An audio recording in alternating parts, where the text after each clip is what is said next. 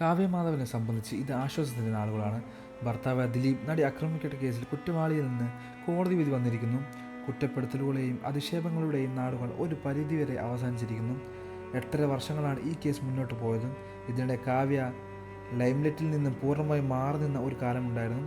അടുത്ത കാലത്താണ് നടി തൻ്റെ സോഷ്യൽ മീഡിയയിൽ സാന്നിധ്യം അറിയിച്ചത്. ഇതിനിടെ സിനിമാ ലോകത്ത് കാവ്യ ഉണ്ടാക്കിയിരുന്ന പല സൗഹൃദങ്ങളും ഇല്ലാതായി. ഗായക റിമി ടോമിയും കാവ്യമാധവനും ഒരു കാലത്ത് അടുത്ത സുഹൃത്തുക്കളായിരുന്നു. രണ്ടുപേരുടെയും കരിയറിലെ വളർച്ച ഏകദേശം ഒരേ കാലഘട്ടത്തിലാണ്.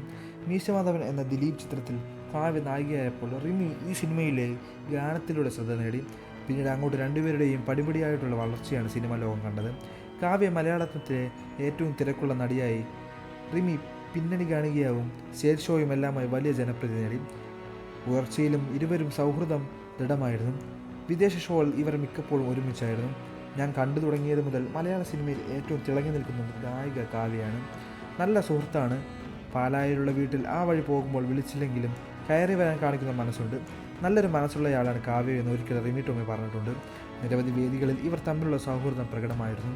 റിമി ആങ്കർ ആയിരുന്ന 1, 2, 3 എന്ന ഷോയിൽ 2 തവണ കാവ്യമാധവൻ അതിഥിയായി വന്നിട്ടുമുണ്ട്. എന്നാൽ ഏറെ കാലമായി ഇവരെ ഒരുമിച്ച് കാണാനായില്ല. എന്താണ് ഈ സൗഹൃദത്തിന് സംഭവിച്ചത് എന്ന ചോദ്യം ഉയരുന്നുണ്ട്. ഇൻസ്റ്റാഗ്രാമിൽ റിമി കാവ്യമാധവനെ ഫോളോ ചെയ്യുന്നുണ്ട്. എന്നാൽ കാവ്യ തിരിച്ച് ഫോളോ ചെയ്തിട്ടില്ല. നടി ആക്രമിക്കപ്പെട്ട കേസിൽ റിമി അന്വേഷണ സംഘത്തിൽ നൽകിയ മൊഴി ദിലീപിനെ എതിരായിട്ടാണ് ബാധിച്ചത്. നടി ആക്രമിക്കപ്പെട്ട കേസിൽ വിവരം പറഞ്ഞ് കാവ്യയെ വിളിച്ചപ്പോൾ കാവ്യയുടെ പ്രതികരണത്തിൽ ഞെട്ടലില്ലായിരുന്നു. ഇത് അസ്വാഭാവികമായി തോന്നിയെങ്കിലും റിമി പറഞ്ഞിരുന്നു.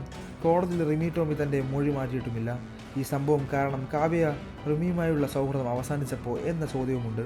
തനിക്കും ഭർത്താവിനും ഉണ്ടായ പ്രശ്നങ്ങൾ കാവ്യ പെട്ടെന്നൊന്നും മറക്കില്ലെന്ന് ഉറപ്പാണ്. ഒരിക്കൽ ഇതേക്കുറിച്ച് കാവ്യ സംസാരിക്കുന്നുണ്ട്. കഴിഞ്ഞുപോയ ഓരോ നിമിഷവും മറന്നുപോയിക്കൊണ്ടിരിക്കുന്നത് ദിലീപേട്ടനെ ഞാൻ ഓർമ്മിപ്പിക്കാറുണ്ട്.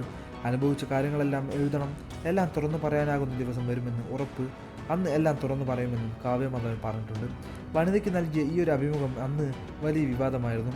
കാവ്യമാധവൻ്റെ ആദ്യ വിവാഹബന്ധം വേർപിരിഞ്ഞ് വലിയ ചർച്ചയായിരുന്നു. ദിലീപുമായിട്ടുള്ള ബന്ധമാണ് ഇതിന് കാരണമെന്നാണ് അന്ന് പരക്കെ ഗോസിപ്പുകൾ വന്നത്. ദിലീപ് അന്ന് നടി മഞ്ജു വാര്യരുടെ ഭർത്താവായിരുന്നു. ഗോസിപ്പുകൾ കാവ്യ തള്ളിക്കളയുകയായിരുന്നു. ദിലീപും മഞ്ജു വാര്യരും ആ വിഷയഘട്ടത്തിൽ തനിക്കൊപ്പമാണ് നിന്നത് കാവ്യ എന്ന് പറയുകയും ചെയ്തിട്ടുണ്ട്. 2009 കാവ്യമാധവൻ്റെ ആദ്യ വിവാഹം. 2011 ഈ ബന്ധം വേർപിരിയുകയും ചെയ്തു. പിന്നീട് 2015 നടൻ ദിലീപ് മഞ്ജു വാര്യരുമായി വേർപിരിഞ്ഞത്. 2016 നടൻ കാവ്യമാധവനെ വിവാഹം കഴിക്കുകയും ചെയ്തിരുന്നു. കൂടുതൽ വാർത്തകളും വിശേഷങ്ങളും അറിയാൻ ഈ വീഡിയോ ലൈക്ക് ചെയ്ത് ചാനൽ സബ്സ്ക്രൈബ് ചെയ്ത് സപ്പോർട്ട് ചെയ്യുക.